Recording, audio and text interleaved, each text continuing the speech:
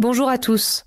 Bienvenue à Lingopie News in Easy French. Aujourd'hui, nous vous apportons les principales nouvelles de ce lundi 19 mai 2025.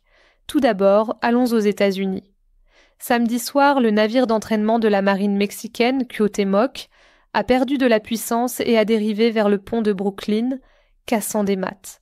2 membres de l'équipage sont morts, 19 sont blessés. La structure du pont est intacte, l'enquête se concentre sur une défaillance mécanique. Le projet de loi sur les impôts et l'immigration du président Donald Trump a été approuvé par un comité clé de la Chambre, après des discussions du week-end, envoyant son plan grand et beau vers un vote à l'Assemblée et déclenchant un débat sur la dette, les impôts et les fonds pour la frontière. Un cinéaste indépendant affirme que Malia Obama a copié son film pour une nouvelle publicité de Nike, soulevant des questions sur l'originalité dans la publicité. Shai Gilgeous-Alexander a marqué 35 points, alors que le Thunder d'Oklahoma City a écrasé les Nuggets de Denver 125-93 lors du match 7, s'assurant une première place en finale de la Conférence de l'Ouest depuis 2016 et éliminant les champions en titre. Disney a présenté son film en direct Lilo & Stitch à Los Angeles, offrant aux fans un premier aperçu du remake se déroulant à Hawaï avant sa sortie en juin, et recevant des éloges précoces pour un Stitch en CGI ludique.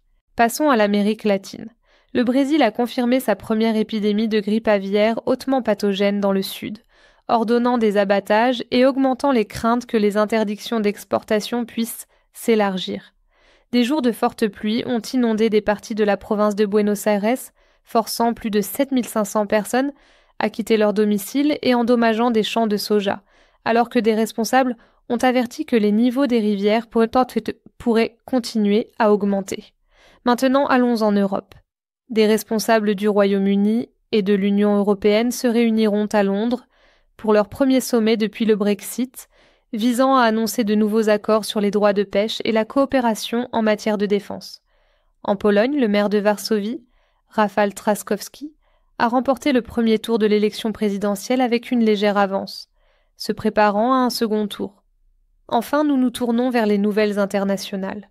Les ministres de la Santé se sont réunis à Genève pour la 78e Assemblée mondiale de la santé, où l'OMS a pressé les membres de CELER un accord sur les pandémies, d'augmenter les fonds pour les vaccins et de lutter contre la réémergence de la polio.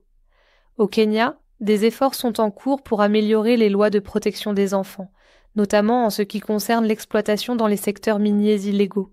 Cela conclut nos principales nouvelles d'aujourd'hui. Merci de nous avoir rejoints sur Lingopie News in Easy French. Nous reviendrons bientôt avec une autre mise à jour sur les dernières nouvelles. Merci pour votre attention.